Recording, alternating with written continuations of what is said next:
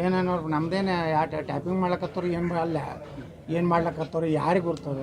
ಈ ಸರ್ಕಾರನಾಗ ದೊಡ್ಡ ತಿಮಿಂಗಲೇ ಐತಿ, ಅದು ಏನೇನು ಮಾಡ್ತೈತೆ ಗುರುತಿಲ್ಲ.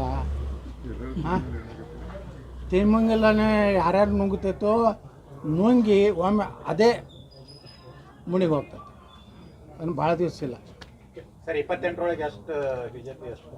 ಯಾರೇನ್ರಿ, ನಾನು ಜ್ಯೋತಿಷ್ ಹೇಳಕ್ಕೆ ಏನು ಕವಡಿ ಹೋಗಿಲ್ಲ ಏನ್ರಿ.